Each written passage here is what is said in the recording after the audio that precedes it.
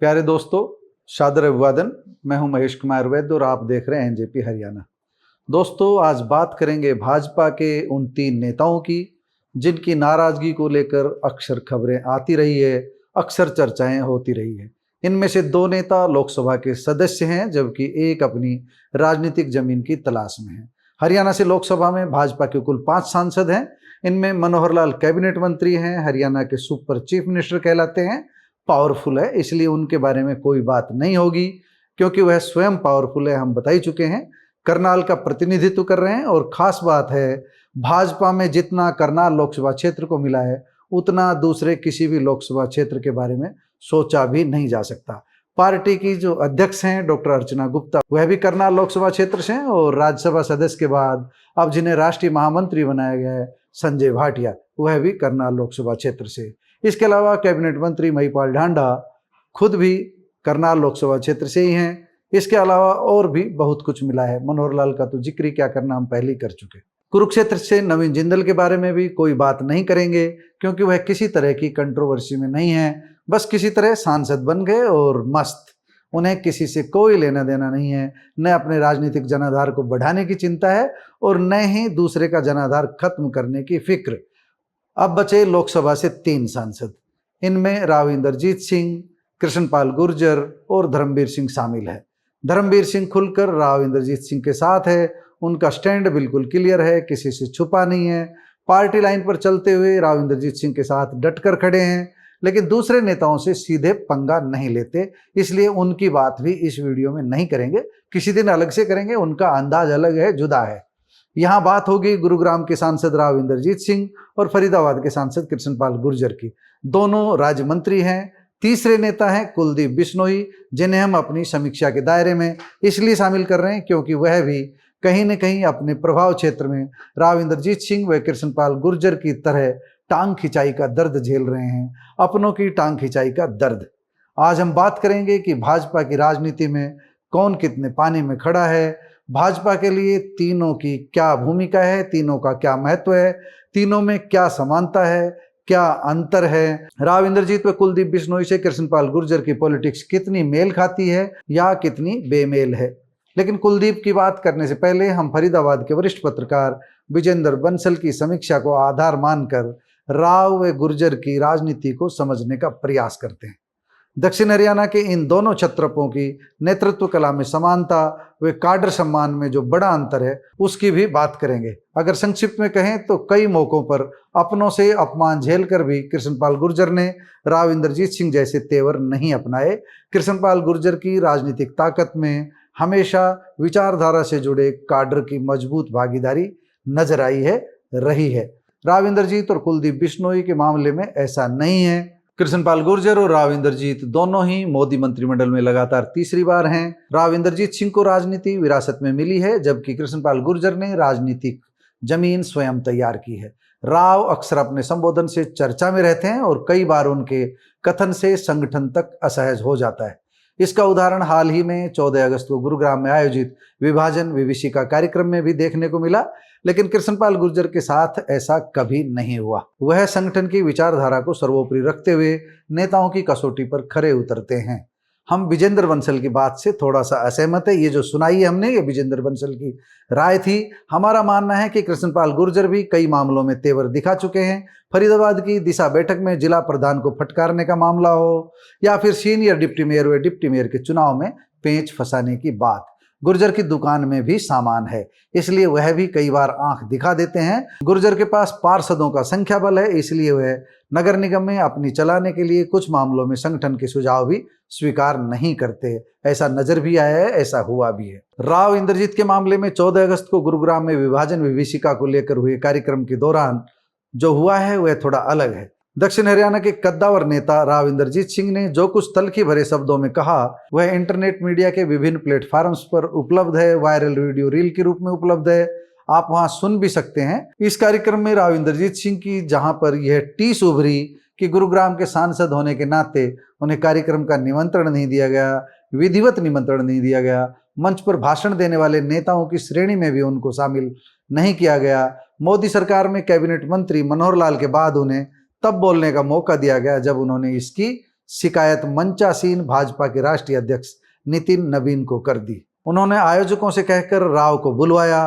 राव इंद्रजीत सिंह ने अपने संबोधन की शुरुआत इस वाक्य से की थी कि उल्टी गंगा बह रही है। सीनियर नेताओं के बाद जूनियर नेताओं को बोलने के लिए बुलाया गया है। वह यहीं नहीं रुके और उन्होंने यहाँ तक भी कह दिया कि उन्होंने बहुत कुछ कहा है, उसे दोहराने की जरूरत नहीं है। राव की इस राजनीति से इतर दक्षिण हरियाणा के ब्रज क्षेत्र के फरीदाबाद लोकसभा क्षेत्र से भाजपा के छत्रप नेता हैं कृष्णपाल गुर्जर। गुर्जर 1994 में भाजपा के टिकट पर पहली बार फरीदाबाद नगर निगम के पार्षद बने और 1996 में उन्होंने भाजपा के टिकट पर मेवला महाराजपुर विधानसभा क्षेत्र से कांग्रेस के दिग्गज नेता चौधरी महेंद्र प्रताप सिंह को हराया था। तब कृष्णपाल गुर्जर भाजपा के सहयोग से हरियाणा के मुख्यमंत्री बंसीलाल सरकार में परिवहन मंत्री का दायित्व संभालने के लिए आगे आए थे, यानी परिवहन मंत्री बने थे। गुर्जर ने वर्ष 2000 में एक बार फिर मेवला महाराजपुर सीट से जीत दर्ज की थी। हालांकि वह 2005 में चुनाव हार गए, लेकिन 2009 में गुर्जर ने फिर वापसी की। तीसरी बार तिगांव क्षेत्र से विधायक बने। इस दौरान गुर्जर फरीदाबाद जिला भाजपा के अध्यक्ष भी रहे और इसके बाद प्रदेश भाजपा के अध्यक्ष भी रहे। 2014 से वह लगातार तीसरी बार फरीदाबाद लोकसभा क्षेत्र से न सिर्फ सांसद बने हैं, बल्कि मोदी सरकार में उन कुछ मंत्रियों में उनकी गिनती होती है जो लगातार 3 बार मोदी कैबिनेट में मंत्री बने हैं। असल में कृष्णपाल गुर्जर का राजनीतिक वजूद मोदी ने तब देखा था जब वह हरियाणा प्रदेश भाजपा के प्रभारी महासचिव थे। वर्ष 2000 में विपरीत परिस्थितियों में कृष्णपाल गुर्जर की जीत और फिर तत्कालीन मुख्यमंत्री ओम प्रकाश चौटाला के समक्ष सड़क से लेकर विधानसभा तक में भाजपा की विचारधारा को सशक्त किया। बंसल के अनुसार गुर्जर की खासियत यह है कि चाहे पूरे प्रदेश में जाट समुदाय भाजपा को वोट न करें, लेकिन फरीदाबाद लोकसभा क्षेत्र के जाट उनके मुरीद हैं, वोट भी देते हैं और जाट आरक्षण आंदोलन के दौरान शांत भी रहे। यह भी बंसल ने एक उदाहरण दिया है। ऐसा अहिरवाल क्षेत्र में भी रहा है, ऐसा नहीं है कि केवल फरीदाबाद में ही रहा। गुर्जर अपने प्रभाव से मुस्लिम बहुल सीट भी 2019 में भाजपा उम्मीदवार को जिताने में कामयाब रहे। ऐसा बंसल का दावा है कि गुर्जर की वजह से होडल सीट पर कांग्रेस के तत्कालीन प्रदेशाध्यक्ष उदय भान को हरवाया गया, भाजपा उम्मीदवार हरेंद्र राम रतन को जितवाया गया। लेकिन अपने राजनीतिक वजूद के लिए कृष्णपाल गुर्जर ने संगठन पर राव की तरह कभी दबाव नहीं बनाया, ये बंसल कह रहे हैं। हम इस लाइन से थोड़े से असहमत हैं। इसके पीछे हमारा तर्क यह है कि गुर्जर के पास अपने वोट बैंक से अधिक पार्टी का वोट बैंक है, जबकि राव के पास कम से कम 11 विधानसभा क्षेत्रों में 3 से 20% तक अपने वोट बैंक है। हम 11 से ज़्यादा कह सकते हैं, लगभग 15 विधानसभा क्षेत्र कह सकते हैं। राव की यही ताकत उन्हें आंख दिखाने का मौका देती है, यही ताकत उन्हें आंख दिखाने की ताकत देती है। जब उनके गढ़ में उन्हें कमजोर किया जाता है तब राव आंख दिखाने के लिए आगे आते हैं। आप सब समझ सकते हैं कि भाजपा की ओर से राव इंद्रजीत सिंह के गढ़ में कभी राव नरबीर सिंह को आगे किया जाता है, तो कभी फरीदाबाद में कृष्णपाल गुर्जर के सामने विपुल गोयल को आगे कर दिया जाता है। लेकिन यह भी नहीं भूलना चाहिए कि विपुल और नरबीर की अपनी भी ताकत है। हाँ, उनकी ताकत का दायरा थोड़ा सीमित है और राव व गुर्जर की ताकत का थोड़ा सा व्यापक दायरा है।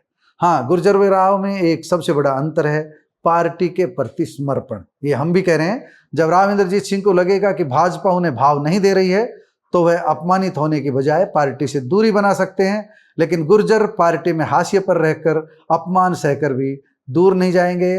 पार्टी उन्हें धकेलना भी चाहेगी तो भी वे पार्टी में बने रहेंगे। कुलदीप बिश्नोई के मामले में भी ऐसा ही है। कुलदीप बिश्नोई की अब बात कर लेते हैं और इसके बाद हम समापन की ओर बढ़ रहे हैं। कुलदीप बिश्नोई भी राव इंद्रजीत की राह पर रहे हैं। पार्टी की ओर से उन्हें भाव नहीं दिया गया। हालांकि अब उनके बेटे भव्य बिश्नोई को पदाधिकारी बनाया गया है, उपाध्यक्ष बनाया गया है। प्रदेश की इकाई में डॉक्टर अर्चना गुप्ता ने अपनी टीम में लिया है। लेकिन एक समय चौधरी भजनलाल मुख्यमंत्री के बेटे कुलदीप बिश्नोई की तूती बोलती थी। आज कुलदीप बिश्नोई हाशिए पर है। आदमपुर विधानसभा सीट जो उनके परिवार की गढ़ मानी जाती थी, 6 दशक बाद उनके हाथ से निकल गई। बेटा भव्य बिश्नोई चंद्र प्रकाश पूर्व IAS के हाथों हार गया। आज आदमपुर का प्रतिनिधित्व चंद्र प्रकाश कर रहे हैं और कुलदीप बिश्नोई अपनी जमीन तलाशने के लिए छटपटा रहे हैं। भारतीय जनता पार्टी उनकी दुकान में सामान नहीं होता तो कभी का उनको भी बाहर का रास्ता दिखा देती। लेकिन कुलदीप बिश्नोई की प्रासंगिकता राजस्थान में भी है। राजस्थान में कम से कम 10 विधानसभा क्षेत्र ऐसे हैं जहां पर कुलदीप बिश्नोई का प्रभाव है, बिश्नोई वोटरों का प्रभाव है, जहां पर कुलदीप बिश्नोई भारतीय जनता पार्टी को ताकत दिला सकते हैं। इसी तरह हिसार और फतेहाबाद की बेल्ट में भी कुलदीप बिश्नोई एक ताकत बन करके भारतीय जनता पार्टी की मदद कर सकते हैं। इसलिए भव्य बिश्नोई को जोड़ा गया है। लेकिन राव इंद्रजीत सिंह की ताकत इन तीनों नेताओं में सबसे ज़्यादा है, इसलिए उनकी अपेक्षा और उनकी उम्मीद भी पार्टी से ज़्यादा रहती है। भारतीय जनता पार्टी को जिस दिन लगेगा कि अब राव इंद्रजीत सिंह की दुकान खाली हो गई, उस दिन अच्छा नहीं करेगी। हम अभी बता रहे हैं, उस दिन राव इंद्रजीत सिंह को लगेगा कि ये क्या हुआ। लेकिन राव इंद्रजीत सिंह 54 साल से राजनीति कर रहे हैं, वह हवा का रुख भांपने में माहिर है, अपनी बात मनवाने में माहिर हैं, पार्टी हाईकमान पर दबाव बनाने में माहिर हैं। जब भी उन्हें कहीं अपने साथ या अपनी बेटी आरती राव के साथ राजनीतिक रूप से नुकसान नजर आएगा, राव इंद्रजीत सिंह अपने तेवर नरम नहीं करेंगे, बल्कि कड़े तेवर करके अपनी बात को मनवाने का प्रयास करेंगे। जरूरी नहीं इस मामले में कामयाबी मिले, लेकिन ये उनका स्टैंड है। इसे राव स्टाइल कहा जाता है। पिछले कुछ दिनों से कुछ लोग ये कह रहे हैं, विशेष रूप से राव इंद्रजीत सिंह विरोधी, कि राव इंद्रजीत सिंह ने गुरुग्राम में जो कुछ बोला है, इसके बाद उनके उल्टे दिन आने वाले हैं। ये विरोधियों का कहना है, लेकिन आम जनमत कह रहा है कि राव इंद्रजीत सिंह ने खोया कम है, पाया ज्यादा है। जो कहना चाहिए था वही कहा है। कुछ लोगों ने इसे पंजाबियों के विरोध का भाषण बनाने का प्रयास किया, लेकिन राव इंद्रजीत सिंह की भी टीम सोशल मीडिया पर पूरी तरह सक्रिय हो गई। इस तरह के वीडियो डाले गए जो ये साबित कर रहे हैं कि राव इंद्रजीत सिंह ने पंजाबियों पर नहीं, बल्कि आयोजकों पर अपना गुस्सा निकाला था। सच भी यही है। दोस्तों, आपको हमारी ये वीडियो कैसी लगी? तीनों नेताओं के बारे में जो हमने समीक्षा की है, वह आपको कैसी लगी? कमेंट बॉक्स में जाकर बताइएगा जरूर। नमस्कार, धन्यवाद। एक बार फिर हम आपको बता देते हैं, आपकी आलोचना का भी हम स्वागत करेंगे और आपकी तारीफ भी हमारे लिए उत्साह बढ़ाने वाली रहेगी। एक बार फिर से नमस्कार, धन्यवाद।